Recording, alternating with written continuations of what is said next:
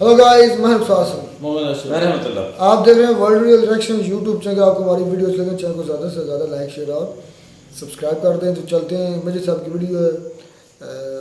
2 दिन हो चुके हैं। हमने इनको टच नहीं किया क्योंकि जारी बात है ये भी बोले मसरूफ थे। नहीं, मेरे साहब तो उनकी वीडियो आई, हमने नहीं टच किया। अच्छा मैंने कहा यार तमाम लोगों से हमने बातें सुन ली, अब मेरे साहब की सुनते हैं क्या कहते हैं। फिर देखते हैं पहले वीडियो, फिर देते हैं इस पर रिएक्शन।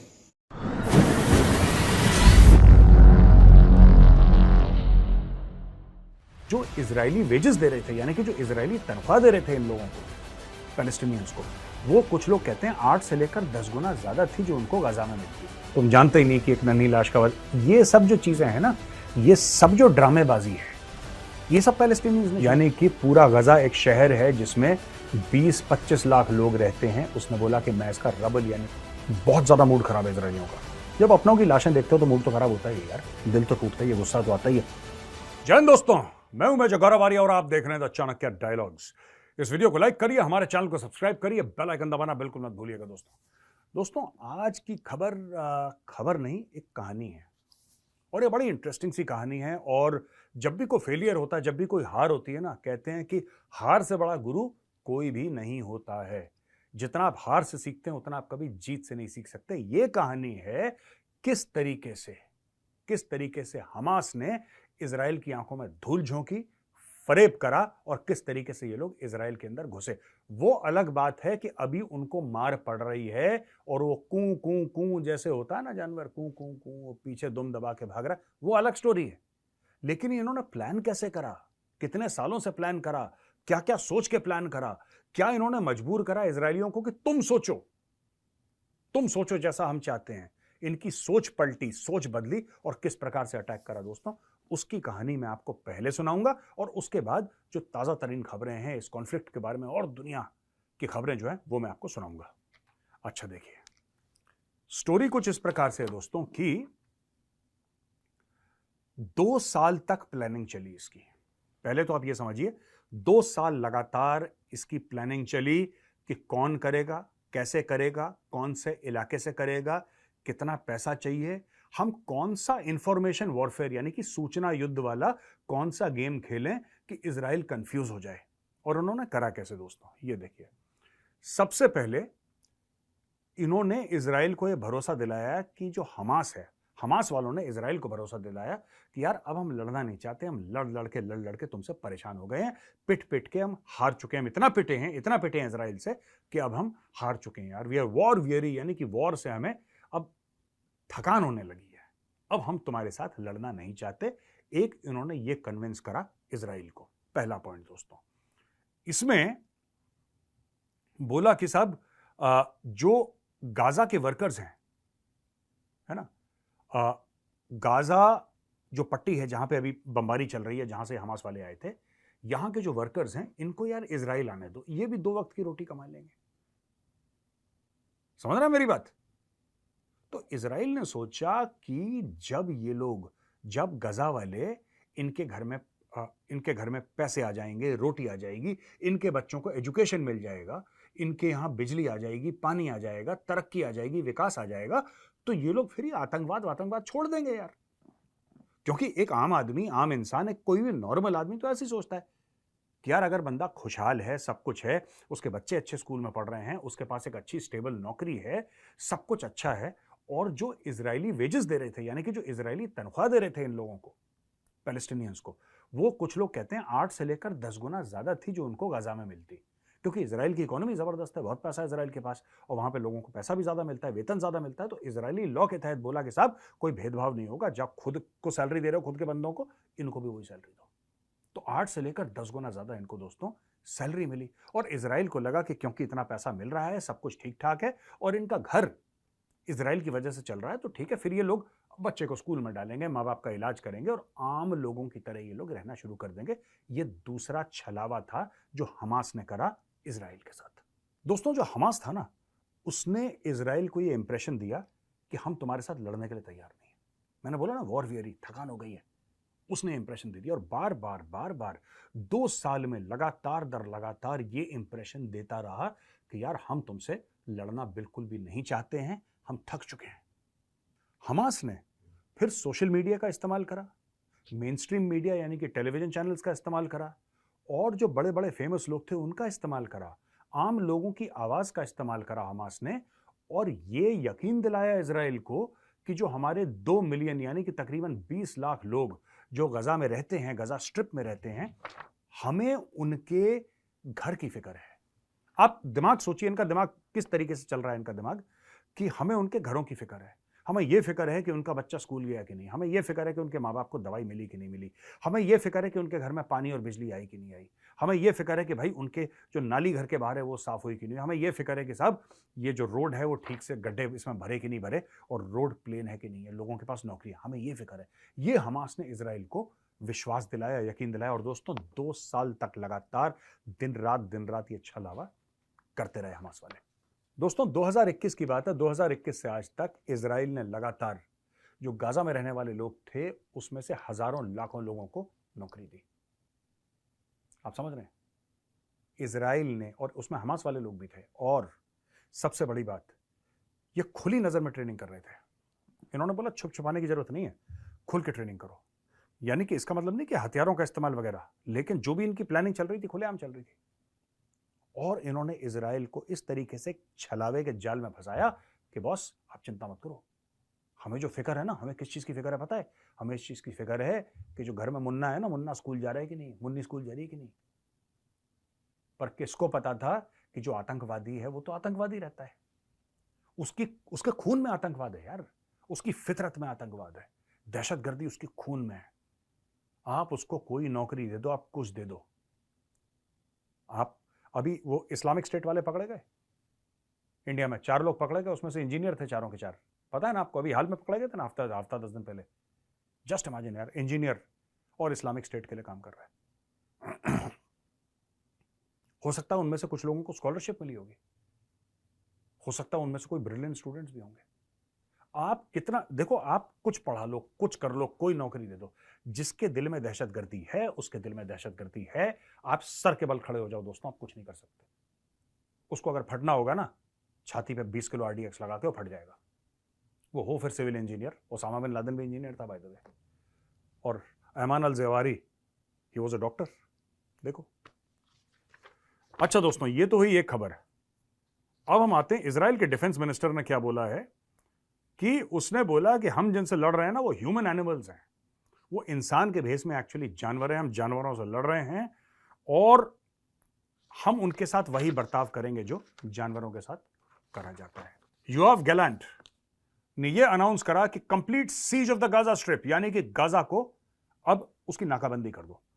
तो गाजा की नाकाबंदी शुरू है बॉस, गाजा के अंदर कोई ना आ सकता ना जा सकता, गाजा को लॉकडाउन कर दिया पूरा का पूरा, जैसे कोविड में हुआ था ना दोस्तों, लॉकडाउन कर दिया। सड़क पे इजरायली सोल्जर्स हैं, इनके बहुत ना जिहाद बड़ा, इनके इजराइल इनके गले में हाथ डाल के, हलक के अंदर हाथ डाल के दोस्तों, इनके पेट के अतड़ियों से जिहाद निकालेगा। इनके जिहाद वहां पे है, पेट के अंदर नीचे बिल्कुल, वहां से जिहाद निकालना पड़ेगा। और वो इजराइल अच्छी तरीके से जानता है जिहाद निकालना। बहुत खुजली है इनमें, मैं बता रहा हूं आपको, ये जो हमास वाले हैं ना, इनमें बहुत ज्यादा खुजली है, और इजराइल धीरे धीरे करके इनकी खुजली मिटा रहा है। देखिए 2.3 मिलियन पैलेस्टीनियंस, 365 स्क्वायर किलोमीटर्स, इसको पहले ब्लॉकेड करा था, अब इसका कंप्लीट सीज कर दिया। ब्लॉकेड मतलब पहले रोक के रखा था, कुछ कुछ लोग आते थे, कुछ कुछ लोग जाते थे, अब कंप्लीट सीज कर दिया। अब बोला कि परिंदा पर नहीं मारेगा, जिसको हिंदी में कहते हैं ना, परिंदा पर नहीं मारेगा, सब कुछ लॉकडाउन कर दिया इजराइल ने।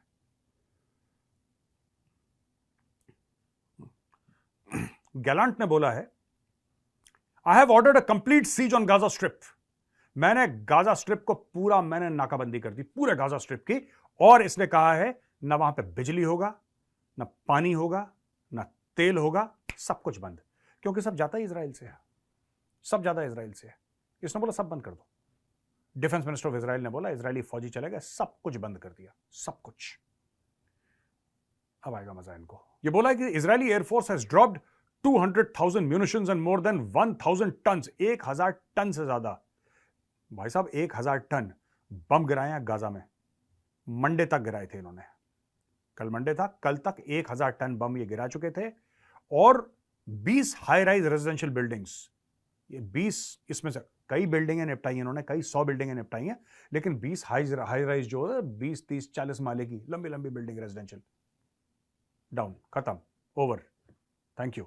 अच्छा, पानी तक काट दिया भाइयों ने, इजरायलीज ने इनका पानी काट दिया, बोला कि नहीं अब तुम भूखे भी रहोगे, क्योंकि हमने तुम्हें नौकरियां दी, हमने तुम्हें अस्पताल दिया, हमने तुम्हें बोला कि स्कूल जाओगे, यहां जाओगे, सब कुछ करोगे, पैसे लो, 10 गुना ज्यादा पैसे। अगर किसी की सैलरी 1000 है तो बोला तुझे 1000 नहीं मिलेगी, तुझे 10,000 रुपए मिलेगी। किसी की 10,000 थी तो बोला तुझे 10,000 नहीं, तुझे 1,00,000 मिलेगी। हजम नहीं हुआ यार, हजम नहीं हुआ, इन्होंने धोखा दे दिया। अब इजरायली कह रहे हैं यार ठीक है, तुम्हें अगर हजम नहीं हुआ तो हाजमोला हमारे पास है। तो ये इजराइल इनको हाजमोला दे रहा है दोस्तों। 3 लाख रिजर्विस्ट्स, यानी कि जो लोग इजराइल में सभी मिलिट्री ड्यूटी करते हैं, औरत हो मर्द हो, सब लोगों पे ये कानून है कि सब लोग आर्मी में सर्व करेंगे। आई थिंक 2-3-4 साल ऐसे कुछ सर्व करते हैं ये लोग। तो उसमें से कुछ लोग रिजर्विस्ट होते हैं, यानी कि उनको रिजर्व में रखा जाता है कि वो अपनी सिविल की नौकरी कर रहे हैं, वो दे आर सिविलियंस, वो अपना फौज छोड़ चुके हैं, लेकिन उनको हथियार चलाना आता है, वो फौज में थे, तो कुछ समय फौज छोड़ने के बाद कुछ समय तक वो लोग रिजर्विस्ट रहते हैं कि कभी अगर प्रॉब्लम हुई, फोन आया तो तुम्हें अपनी नौकरी छोड़ के वापस फौज में जाना पड़ेगा दोस्तों। तो 3 लाख रिजर्विस्ट इजराइल ने तैयार कर लिए हैं। ये क्यों है? सोचिए सोचिए सोचिए सोचिए, ये सवाल है 1 करोड़ रुपए का, कौन बनेगा करोड़पति का, बताइए। इजराइल ने क्यों करें 3 लाख रिजर्विस्ट? ये ग्राउंड इन्वेजन की तैयारी है, बूट्स ऑन द ग्राउंड। अभी देखिएगा कुछ समय के बाद अपने आप खबर आ जाएगी, मैं आज आपको प्रिडिक्ट करके बता रहा हूं, अपने आप खबर आ जाए। अभी हवा से मार रहे हैं, अभी आर्टिलरी से मार रहे हैं, अभी ये लोग घुस जाएंगे जमीन से, इजरायली फौजी। क्योंकि बॉस, अगर मैं मैं ये मानता हूं कि अगर आपको गटर साफ करना है तो आपको गटर में उतरना पड़ता है। आप रिमोट कंट्रोल से ना, रिमोट कंट्रोल दबा के आप गटर साफ नहीं कर सकते। तो इजराइल ने बोला ठीक है, गटर साफ करना है ना, तो हम गटर में उतर के साफ करेंगे। उन्होंने मन बना लिया, 3 लाख बंदे उन्होंने तैयार कर दिए। अब बोला कि देखो बेटा, अब आएगा तुम्हें मजा। यूएन के सेक्रेटरी जनरल एंटोनियो गुटेरेस ने यह कहा है कि उनको बहुत दुख है कि इजराइल ने जो टोटल सीज लगा दिया है गाजा पे हमास के असॉल्ट के बाद, उसके बाद जो ह्यूमैनिटेरियन सिचुएशन है, जो इंसानों की हालत है वहां पे, गाजा की वो पहले ही से खराब थी, अब वो बहुत ज्यादा खराब हो जाएगी। तो यार देखो, खराब ये तो सोचना पड़ता है, हमास को सोचना चाहिए था करने से पहले। आप ये नहीं कह सकते कि सारी की सारी जिम्मेदारी इजराइल के पास है। आप इजरायलियों को मारो, आप उनके बच्चे मारो, आप उनकी औरतों का रेप करो, आप उनको किडनैप कर दो, आप सब कुछ करो इजराइल के साथ, हजारों दर हजारों रॉकेट उनके ऊपर मारो, लेकिन जब वो जवाब दें आप बोलो यार ये तो आप बहुत गलत कर रहे हो, ये तो आप बहुत गलत कर। ऐसा नहीं होता। देखो, इजराइल बैटिंग करेगा, इजराइल की बैटिंग आ चुकी है, अब इजराइल बैटिंग कर रहा है, ठीक है, और ये काम चलता रहेगा दोस्तों। ये देखिए, पैलेस्टीनियन प्रेसिडेंट महमूद अब्बास, इसने यूनाइटेड नेशन से गुहार लगाई है कि इजरायली हमले को रोका जाए। जिल इलाही, इजरायली हमले को रोका जाए, ये कह रहा है महमूद अब्बास। और इसने एंटोनियो गुटेरेस को इसने कॉल कराया और बोला है कि इजरायली एग्रेशन को रोका जाए। और यूएन को बोला है, यूनाइटेड नेशंस को, कि जो आपकी ड्यूटीज हैं, आपके जो फर्ज हैं, जो इंटरनेशनल लेजिटिमेसी के हैं, आप इंटरनेशनल प्रोटेक्शन पैलेस्टीनियन पीपल के लिए आप प्रोवाइड करिए। ये वही महमूद अब्बास है, ठीक है, जिसकी शय के अंदर हमास काम करता है। मैंने आपको क्या बोला था दोस्तों?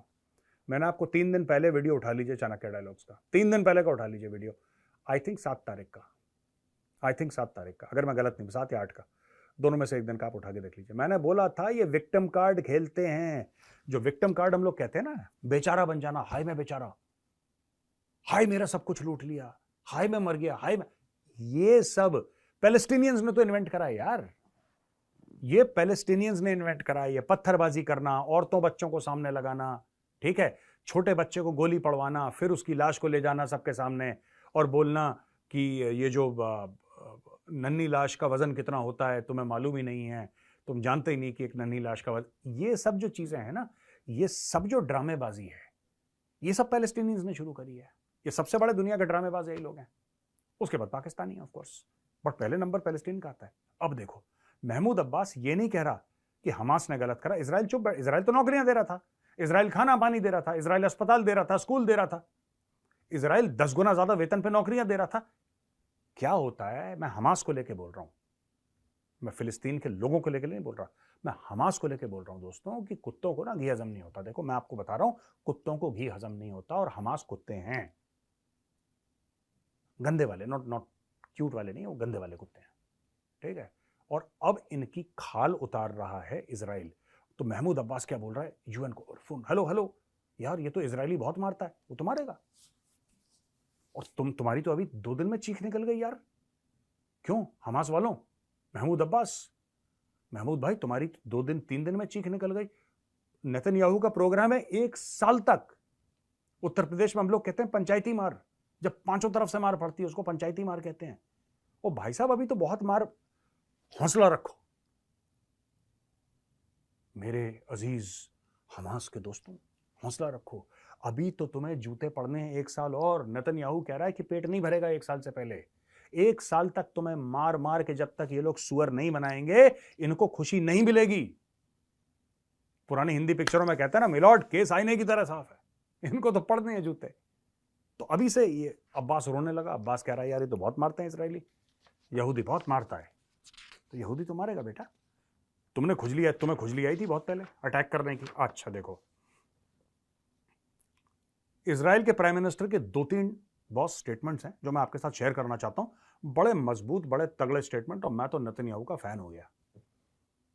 ये स्पेशल फोर्सेस का है नेतन्याहू, एसएफ का है ये बंदा, इजरायली पैरा एसएफ का, जो भी उनके, जो आई थिंक सेरेत मतकाल है उनका, ये सेरेत मतकाल का है ये बंदा नेतन्याहू। ये कहता है कि अच्छा यहां पे क्या हुआ कि हिजबुल्लाह ने हमास के अटैक का, हिजबुल्लाह दूसरा टेररिस्ट ऑर्गेनाइजेशन है, ठीक है, वो भी इन्हीं के जैसा, हमास जैसा।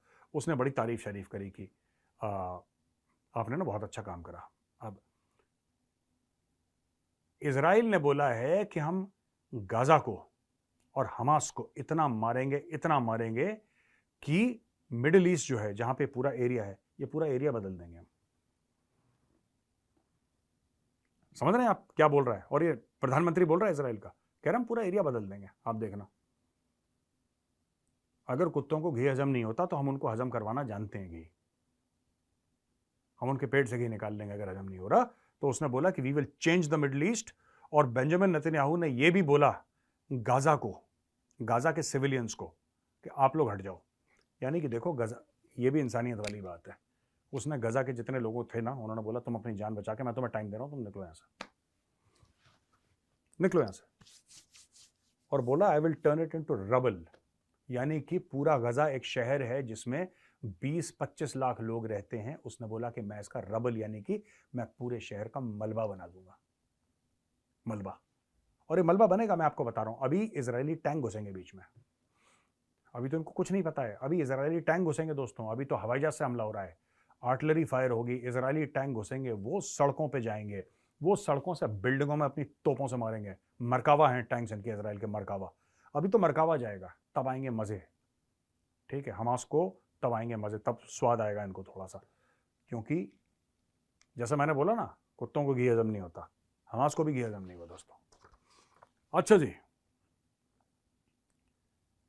इजराइल की पीएम ने और फिर बोला है कि हम ये जंग नहीं चाहते थे, ये जंग हमारे ऊपर जानबूझ के थोपी गई है।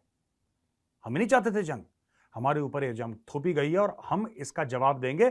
हमने शुरुआत नहीं करी थी, लेकिन इस जंग का अंत हम ही करेंगे। Israel did not start this war, but Israel will finish this war. और उन्होंने बोला कि Hamas terrorist bound, burned and executed children. इसने बोला कि छोटे छोटे बच्चों के हाथ बांधे, पैर बांधे, ठीक है, उनको गोली से मारा और फिर उनको जला दिया, तेल छिड़क के बच्चों को। ये सैवेजेस हैं, ये तो जंगली हैं, और हमें इनका इलाज अच्छी तरीके से आता है। तो दोस्तों, इस लेवल पे ये लड़ाई बढ़ चुकी है कि अब इससे पीछे हटना मुश्किल नहीं है। और मुझे ऐसा लगता है कि ना, हमास जो है, हमास बुरी तरीके से फंस गया इस बार, क्योंकि आपने इतना ज्यादा छेड़ दिया इस बार इजराइल को कि 50 साल के बाद इजराइल इस मूड में आया है। इतना जो भयानक, खौफनाक, एक, मेरी जान पहचान है, मैं नाम वाम नहीं बताऊंगा, मेरी जान पहचान है, और मूड इतना खराब है इजराइल में, इतना, मैं बता रहा हूं, अगर कल इजराइल को बहुत बड़ा कांड कर देना तो लोग कहेंगे ठीक करा। बहुत ज्यादा मूड खराब है इजरायलियों का। जब अपनों की लाशें देखते हो तो मूड तो खराब होता ही है यार, दिल तो टूटता ही है, गुस्सा तो आता ही है। और ये जो गुस्सा है, ये बिल्कुल जिसको कहते हैं ना, इजराइल की आंखों में खून उतर आया है। और ये मैं आपको बड़ी जिम्मेदारी से कह रहा हूं, ये सुनी सुनी मीडिया की बात नहीं कर रहा, मैं पर्सनल एक्सपीरियंस की बात कर रहा हूं। पर्सनल इजरायलियों से, यहूदियों से बात करके बात कर रहा हूं। उनकी आंखों में इस वक्त खून उतरा हुआ है और वो दाएं बाएं नहीं देख रहे। वो आओ देखा ना ताओ जिसको कहते हैं ना, वो कर रहे हैं बैटिंग, घुमा रहे हैं बल्ला वो। अब जो आए सामने और जो बेगुनाह है उनको पहले ही बोल दिया कि देखो बल्ला घूम रहा है बेटा, बल्ला घूम रहा है, तुम्हारा भी सर फटेगा, तुम सामने से चले जाओ, बल्ला घूम रहा है तुम्हारी तरफ आ रहा है, तुम निकल लो यहां से। इजराइल ने बोल दिया, क्योंकि ये जो गजा है ये मलबा बनने वाला है। ये जो तुम्हारा शहर है ना, जिसको तुम्हें बड़ा अच्छा लगता है कि ये गजा हमारा शहर है, ये मलबा बनने वाला है कुछ समय के बाद, तो तुम यहां से कट लो। अच्छा जी, हमास ने ये बोला है कि जो इजरायली सिविलियंस हैं जो उनकी गिरफ्त में हैं, कैप्टिव हैं, हम उनको एक एक करके मारना शुरू कर देंगे। इजराइल ने इसके ऊपर कोई जवाब नहीं दिया। इजराइल ने बोला कि हम तुम्हें देख लेंगे, तुम चिंता मत करो, ठीक है ना। ये एजिडाइन अल कासिम ब्रिगेड ये हमास का हिस्सा है और इन्होंने ये बोला है कि every targeting of our people without warning will be met with the execution of one of the civilian hostages. उसने बोला है कि अगर हमारे ऊपर इजराइल हमला करती है तो हम सिविलियंस को मार डालेंगे जान से, ये बोला है।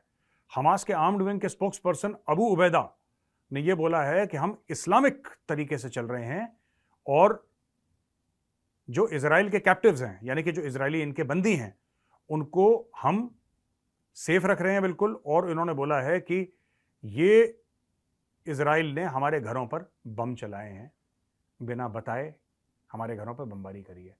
ये कौन सा इस्लामिक तरीका है भाई कि तुम बच्चों के हाथ पैर बांध के उनको गोली मारो, उनको जिंदा जला दो? ये कौन सा इस्लामिक तरीका है कि आप औरत को मारो, जान से मार दो और उसकी अर्धनग्न अवस्था में जो उसकी बॉडी है उसको डिस्प्ले करो? ये कौन सा इस्लामी तरीका है जिसमें आप एक मुल्क जो आपके लोगों को खाना दे रहा है, पानी दे रहा है, जो नौकरियां दे रहा है, आप उसके ऊपर बम गिराओ? ये इस्लामी तरीका है? ये आप दुनिया को ये बताना चाहते हो कि ये इस्लामी तरीका है और फिर आप चाहते हो दुनिया वाह वाह भी करे आपकी? अच्छा दोस्तों, दुनिया भर में ये जो प्रो इजराइल और एंटी इजराइल, तो एक तरफ फिलिस्तीन के सपोर्टर हैं, एक तरफ इजराइल के सपोर्टर हैं, वहां पे उनके बीच में क्लैश हो रहा है। न्यूयॉर्क में क्लैश हो चुका है और कई जगह ये दुनिया भर में क्लैश हो चुके हैं। लंदन में क्लैश हो चुके हैं, जहां पे इजरायली प्रोटेस्टर्स एक तरफ और दूसरे प्रोटेस्टर्स एक तरफ, ये लोग आ गए जो पैलेस्टीनियंस हैं और दोनों आपस में भिड़ रहे हैं। लेकिन उत्तर प्रदेश में ऐसा कुछ भी नहीं है। अलीगढ़ में जिसने डायलॉग मारा था उनके ऊपर FIR हो चुके हैं दोस्तों, ठीक है। और भारत में ये सब नहीं चलेगा। मैं आपको एक बात बता दूं, पूरी दुनिया में, पूरी की पूरी दुनिया, कोई ऐसा देश नहीं था जहां पे यहूदियों के साथ गलत नहीं हुआ। सिर्फ भारत एक देश है जहां पे यहूदियों को वही इज्जत मिली जो सबको मिलती है, और आज यहूदी मानते हैं बात। दोस्तों, ये बात मैंने पता है किससे सुनी थी? इजराइल के कॉन्सुलेट जनरल हुआ करते थे बहुत पहले, आज से 4-5 साल पहले। उनके मुंह से एक बॉम्बे में फंक्शन में था, उन्होंने ये बात पहली बार बताई थी मुझे पता था, लेकिन पहली बार इजरायली के मुंह से सुनी कि क्या यूरोप, क्या एशिया, क्या अफ्रीका, क्या हर जगह दुनिया में हमारे साथ बुरा सलूक करा। सिर्फ भारत वो भूमि थी जहां पे इजरायलियों को मान दिया, हमारे खिलाफ कोई भी भेदभाव नहीं हुआ। ये वहां का कौंसल जनरल था मुंबई में, इजराइल का, उसके मुंह से मैंने बात सुनी। तो इस चीज का बड़ा फख्र है, बहुत गर्व है हमें कि हम लोगों ने इजरायलियों को अपना भाई माना। और आज की तारीख में मैं सिर्फ ये कहना चाहता हूं इजराइल डिफेंस फोर्स को, इजरायली सरकार को, इजराइल के लोगों को कि हम हिंदुस्तानी आपके पीछे खड़े हैं। We are with Israel. ठोको इनको इतना ठोको, इतना ठोको, इतना ठोको कि हमास वालों की चीख मुझे यहां पे नोएडा में सुनाई दे। इतना ठोको इनको और ठोकते चले जाओ, रुकना मत। 2024 सितंबर के पहले तो मत रुकना, ठीक है? 1 साल 2 साल होने दो, अक्टूबर तक, 2024 अक्टूबर तक रुकना मत, ठोकते रहो, बजाते रहो। अच्छा दोस्तों, अब आते हैं क्वेश्चन एंड आंसर्स पर। अब हम पहला सवाल लेते हैं पंखुड़ी श्रीवास्तव। जय हिंद major sir, I am Pankhuri, hope you are happy and healthy. Hello Pankhuri ji, जय हिंद। इनका सवाल ये है कि यहाँ पे बहुत लोग हैं भारत में सपोर्ट कर रहे हैं हमास टेररिस्ट अटैक को। ये क्या भारत के लिए कोई सीरियस थ्रेट है? क्योंकि ये जो माइंडसेट है, ये जो सोच है, क्या ये सीरियस डैमेज कर सकती है? और क्या भारत को स्ट्रांग और सीरियस एक्शन इजराइल जैसा लेना चाहिए? Thank you, Vande Mataram. पंखुड़ी जी, ऐसा है कि हाँ, ऐसे कई लोग हैं भारत में जो सपोर्ट कर रहे हैं, पर अच्छी बात यह है कि 90% वो वोक लिबरल टाइप के हैं ना, वो लिबर करते रहते हैं जिनकी कोई औकात नहीं है, रीढ़ की हड्डी तो होती नहीं इनकी, ऐसी मचल मचल के कुछ ना कुछ बोलते रहते हैं, तो उससे कोई फर्क नहीं पड़ता, ठीक है। लेकिन कुछ लोग हैं जो हार्डकोर हमास का वही माइंडसेट है जो अलकायदा का है, जो इस्लामिक स्टेट का है, आइडियोलॉजी वही है इनकी, तो ये खतरनाक है। बाकी जो लोग हैं जो हमास के लिए, हमास के फेवर में जो आवाज़ उठा रहे हैं या कुछ कार्रवाई करने की कोशिश कर रहे हैं इस्लामिक स्टेट के लिए, अलकायदा के लिए, उनको तो भारत में ये सब चलता नहीं है ना यार। चलता था एक टाइम पे, अब नहीं चलता। बकवास करोगे, नाप दिए जाओगे, सिंपल सी बात है। अन्वेश सरकार, नमस्कार सर। नमस्कार Anvesh ji, thank you for democratizing knowledge on defence and geo. Thank you very much, very kind of you, very sweet, thank you. ऐसा क्यों है सर कि ईरान और पाकिस्तान जैसे देश जो हैं, जो अपने रिसोर्सेज हैं, अपने वसाइल हैं, वो अपनी ग्रोथ के लिए और अपने डेवलपमेंट के लिए इस्तेमाल नहीं करते, लेकिन प्रॉक्सी वॉर्स यानी कि कहीं और, किसी और के थ्रू, किसी और के नाम पे लड़ाइयां करवाना, टेररिज्म करवाना, ये जानते हुए कि एंड में उन्होंने हारना है, उन्होंने जलील होना है, उनको हार देखनी है। इससे भला क्या होता है इनका? देखिए, भला कुछ नहीं होता। बात यह है कि ये खुद रेडिकलाइज्ड लोग हैं, हाईली रेडिकलाइज्ड लोग हैं। पाकिस्तान में, अब मैं पाकिस्तान की बात बताता हूं, ईरान का अलग ही मैटर चल रहा है। पाकिस्तान में एक्चुअली एक आम आदमी जो है ना, वो भी इतना हाईली रेडिकलाइज्ड है। अक्सर हिंदुस्तान में जो ये वोक लिबरल्स हैं ना, लेफ्ट लिबरल्स, वो कहते हैं नहीं हम लोग एक ही जैसे लोग हैं और ये तो नेता हैं, पॉलिटिशियंस हैं जिन्होंने जंग का माहौल बना रखा है, वरना वहां के लोग बड़े। ऐसा नहीं है बेवकूफों, ऐसा नहीं है। इस गलतफहमी में मत जीना तुम, इस गलतफहमी में मत जीना। जहर भरा है उनके अंदर, जहर, ठीक है। और वो जहर, तब अगर जहर के साथ थोड़ा सा इंटेलेक्ट होता तो मैं झेल भी लेता हूं जहर को। मुझे इसलिए नहीं झेला जाता क्योंकि गधे भी हैं, अकल से गधे हैं और रगों में जहर है। अब देखो इनके साथ क्या स्टोरी है पाकिस्तान के साथ। पाकिस्तान में आपको आज की तारीख में बोलो कि भाई तुम्हें जन्नत मिलेगी, तुम छाती पे 20 किलो RDX लगा के फट जाओ, मैं बता रहा हूं आपको लाखों करोड़ों वॉलंटियर मिल जाएंगे पाकिस्तान में मरने के लिए तैयार। वो पूरे पैदल हो चुके हैं दिमाग से, उनके साथ कभी शांति नहीं हो सकती। वो दिमाग से पैदल हो चुके हैं। They want to die. इसका nothing can be done about it. They are like that as a people. मैं, there are many decent Pakistani also, अच्छे लोग भी हैं, मैं मना नहीं कर रहा, मैं ये नहीं कह रहा सभी बुरे हैं, सब कहीं कहीं भी सब अच्छे हैं, सब बुरे नहीं होते। इंडिया में क्या सब अच्छे हैं क्या? ऐसा नहीं है। तो पाकिस्तान में भी सब बुरे नहीं है दोस्तों। लेकिन सबसे बड़ी प्रॉब्लम पाकिस्तान की यह है कि वो इतने हाईली रेडिकलाइज हो चुके हैं, इतने ज्यादा रेडिकलाइज हो चुके हैं कि उसमें से कई लोग ये सोचते हैं कि ये जो दुनिया है ना, ट्रांजिट लाउंज है, बस यहाँ पे कुछ समय काटना है हमें, मकाम अपना जन्नत है, जाना वहीं पे, पहुंचना वहीं पे, यहाँ पे कुछ फर्क नहीं पड़ता, कर के खत्म करो, आगे बढ़ो। That is the attitude of many Pakistanis. इसलिए वो मुल्क तरक्की नहीं कर रहा। वो जो मुल्क है ना पाकिस्तान, वो उसी डायरेक्शन में जा रहा है, और ईरान जो है, ईरान भी उसी डायरेक्शन में जा रहा है दोस्तों। आदित्य शांडिलिया, नमस्कार मेजर साहब, नमस्ते। नमस्ते आदित्य जी। आपको ऐसा नहीं लगता कि India should also send the fleets like USA as we are part of I2U2? And will this war drag the Middle East countries also? Should this lead for Israel for implementation of the greater Israel plan which covers land from 4 other countries in the region? अच्छा, ये ना बड़ा interesting सा सवाल है जो आदित्य जी ने पूछा है कि क्या भारत को वहां पे हथियार भेजने चाहिए, फ्लीट भेजना चाहिए? मैं तो कहूँ भेजना चाहिए। विक्रांत भेजिए वहां पे, मार्कोस भेजिए, पैरा SF की टीम्स भेजिए, आर्टिलरी भेजिए वहां पे, ब्रह्मोस मिसाइल, पिनाका, सब भेजिए, सबका सब, ठीक है। और मैं तो कह रहा हूँ कि गाजा के अंदर, यू शुड, गाजा स्ट्रिप के अंदर along with the Israelis, you should have 1 para SF unit operating जो ठोके इनको अच्छी तरीके से। मैं बता रहा हूँ ये सब मैं क्यों कह रहा हूँ। आप बोलेंगे साहब आपका क्या लेना है, ये हमास जोग्राफिकल एंटिटी नहीं है। हम लोगों की ये दिमाग में है ना कि हिजबुल्लाह लेबनान में है, हमास गाजा में है, ये हमारे दिमाग में नहीं है।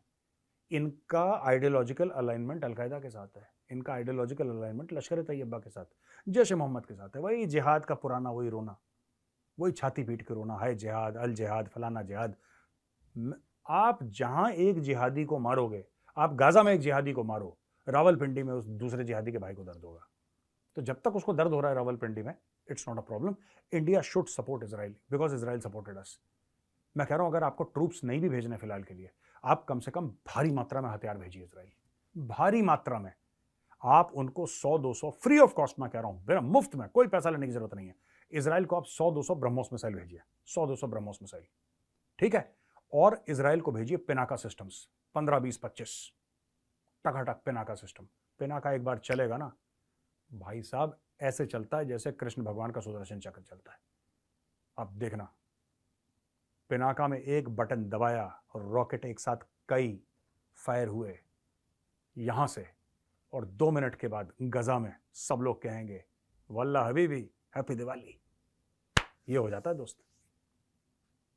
The momentum investor, Jain sir, I am Swapnil Singh and I been following you on social media since the day you wrote an open letter to terrorist Burhan Wani. अच्छा जी, स्वप्निल जी नमस्कार। मैं आपसे ये पूछना चाहता हूं कि हम इजराइल की सिचुएशन से क्या सीख सकते हैं।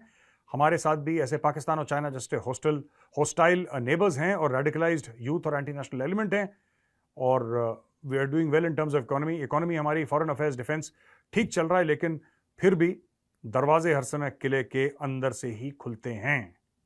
तो आपको याद है मेरी बात, बहुत बहुत धन्यवाद, salute to you, thank you very much Swapnil ji, बहुत बहुत धन्यवाद आपका। Could you please comment on how the government can address this issues. सरकार क्या कर सकती है इनके बारे में? देखिए, मैं तो कह रहा हूं सरकार सिंपल सा काम करे, ठीक है जी, एक एंटी जिहाद फ्रंट बनाए दुनिया में। ये जो भी जिहाद से पीड़ित है ना, इसका एक एंटी जिहाद फ्रंट बनाए, इंटेलिजेंस शेयर करे सबके साथ और इनको ठोके। दूसरी चीज, प्रोएक्टिव पॉलिसी, जिहादी जहां मिले उनको वहां ठोको। जर्मनी में बैठा है वहां निपटाओ, जो जहां पे जिहादी फैला है उसको वहां पे निपटाओ। तीसरी चीज, समझो कि पाकिस्तान, ये जो जिहादी है ना बड़े बड़े, उनको तो ठीक है, ये छोटे लेवल के जिहादी जो हम कश्मीर में मारते रहते हैं, इसका कोई फायदा नहीं है, इसका कोई भी फायदा नहीं है दोस्तों। जब प्रॉब्लम, मैं एक आपसे सवाल, मैं वायलेंस की बात नहीं कह रहा, आप जानते हैं I am a peace loving गाय, मैं तो सुख शांति की बात करता हूं, गांधीवादी किस्म का आदमी हूं। दोस्तों, मेरा सवाल यह है कि खून खराबा आपके देश में कौन करा रहा है? जनरल आसिम मुनीर। तो आप हाफिज सईद के पीछे क्यों पड़े हो? बाकी हिंट आप समझ ही गए होंगे। जितना पाकिस्तानी फौज को ठोकोगे उतना भारत में सुख शांति होगी, और चाइनीज फौज में भी गिरा दो 200-400 को, कोई दिक्कत नहीं। ये सीधे हो जाएंगे, मैं बता रहा हूँ, चाइनीज चीनी मीनी चाँव सीधे हो जाएंगे, ऐसे ही हैं। इन तिलों में ज़्यादा तेल नहीं है। वो कुछ लोगों ने हमारे मीडिया में चाइनीज़ को 10 फुट लंबा बना दिया, चाइनीज़ आर 10 फीट टॉल, कुछ नहीं है। इतने से बिलांत भर के पकड़ के इनको सूतो, फिट हो जाएंगे चाइनीज़, ठीक है। मैं बता रहा हूँ, जनरल सगत सिंह का मैं एग्जाम्पल देता हूँ। जनरल सगत सिंह थे, जनरल सगत सिंह ने इतना मारा चाइनीज़ को कि रात में जब उनको इंडियन फौजी सपने में दिखता था ना, वो कहते थे गुड नाइट पापा, ऐसा होता था। वही मौका आ गया दोबारा इनको गुड नाइट पापा वाला, ठीक है दोस्तों। तो आई होप आपको वीडियो पसंद आया होगा। अगर वीडियो पसंद आए तो उस वीडियो को लाइक करिए, हमारे चैनल को सब्सक्राइब करिए, बेल आइकन दबाना बिल्कुल मत भूलिएगा दोस्तों। जय हिंद, वंदे मातरम, भारत माता की। तो जी वीडियो होगी ख़त्म। वही बातें जो हमने सुन ली हैं, वही बातें, जिहाद का लफ्ज़, मतलब एक लफ्ज़ में, बाकी बात पॉइंट पकड़ूंगा बाद में, कि जो जिहाद है इन फ़लस्तीनियों की अंदर, या हमास के लोगों का है, अंतड़ियों तक है, यानी कि इंटेस्टाइन तक है, अंदर तक है, और ये इजरायली निकालेंगे, जिहाद निकालेंगे। कैसे निकालेंगे? मार कर। कितने बता रहे थे? 1000 टन, या मैं गलत नहीं हूँ, इतना बम गिरा दिए, मतलब इतना ज़्यादा कल तक गिरा चुके हैं।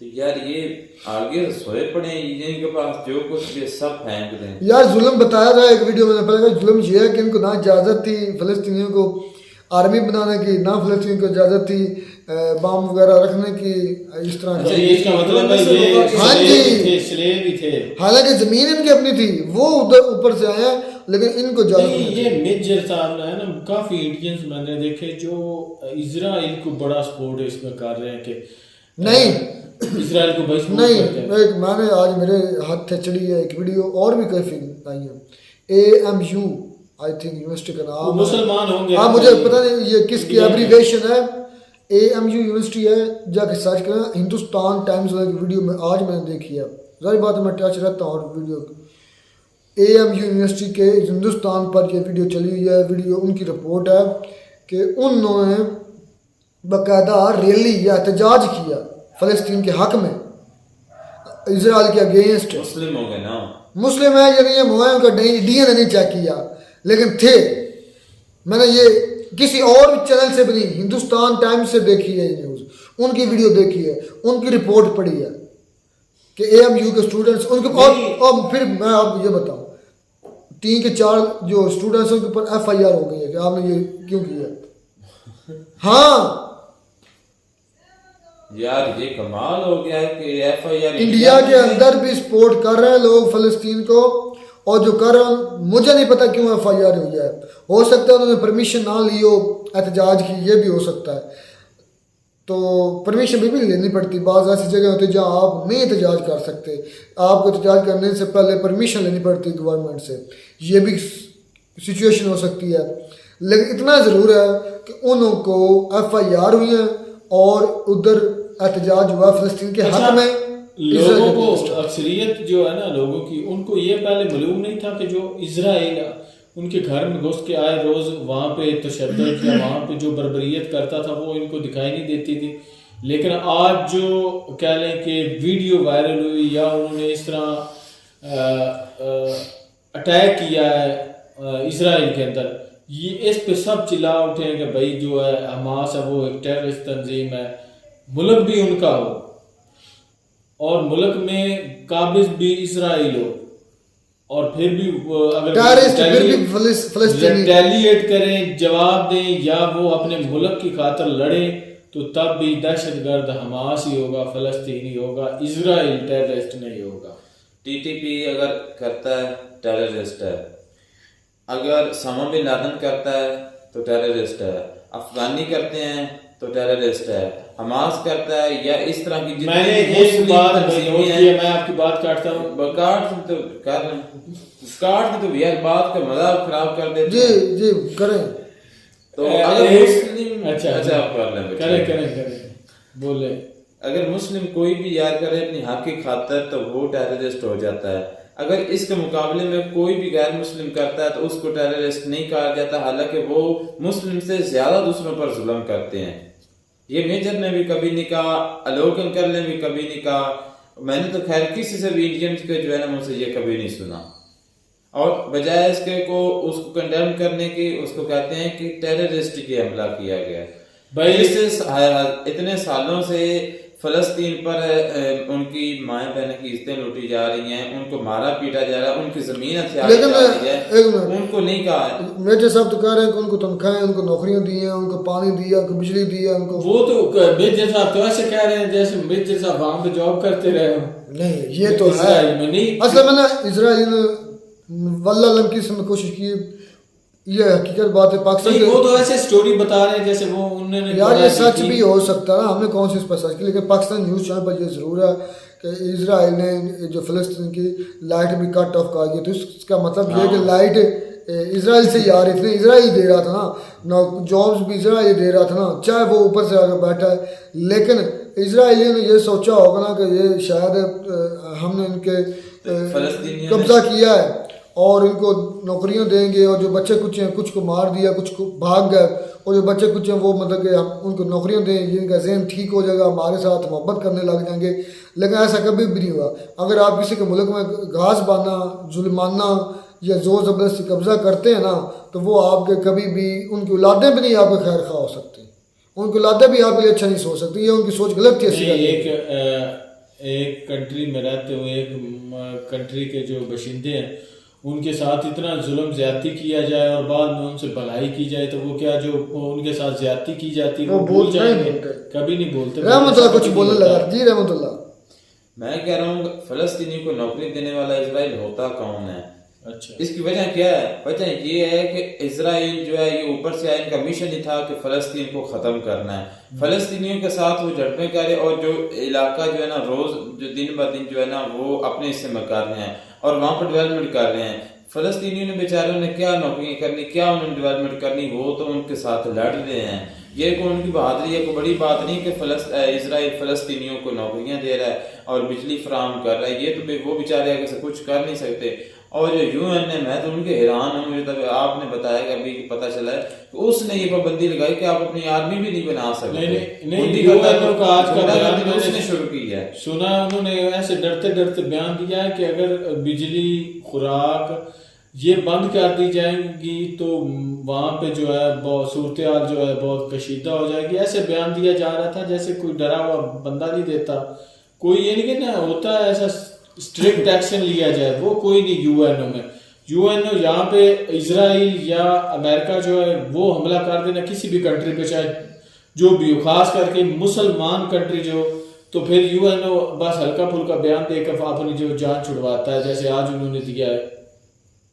मेजर साहब की जो बातें काफ़ी हद तक काफ़ी ठीक थी, बहुत लंबी और भी बातें हुई, बस हमारा इतना ही रहेगा कि मैं एक ये पॉइंट आज सुनकर बड़ा हैरान था जो इंडियन के अंदर हुआ। हालांकि इंडिया के लोग जो नीचे कमेंट करते हैं उससे ज़ाहिर होता है कि वो टोटली इसराइल के साथ हैं, वो उनका अपना राइट जितना मर्जी जाए, अपनी अपनी राय होती है भाई, जिसको जो अच्छा लेकिन लगता है, AMU की उसके यूनिवर्सिटी साथ हिंदुस्तान उसकी की सपोर्ट न्यूज़ करता है।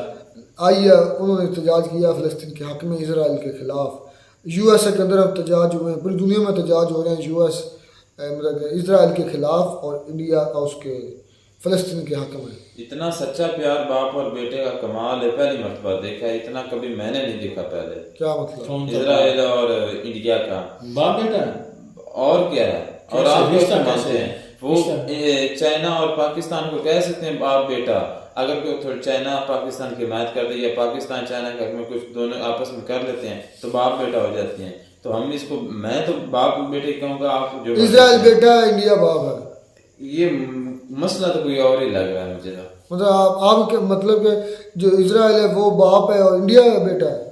बिल्कुल, मुझे तो इस तरह ही लग रहा है, क्योंकि अगर इसराइल ने किया तो उस फौरन मोदी ने फौरन उसको 2 घंटे बाद ट्वीट कर दिया कि ये एक टेररिस्ट मैंने है। पहले वीडियो में नहीं कहा था कि मोदी साहब ने रशिया को तो टेररिस्ट नहीं कहा, इतनी जिसने पूरे जल्दी- मुल्क में घुस के मुल्क उजाड़ दिया।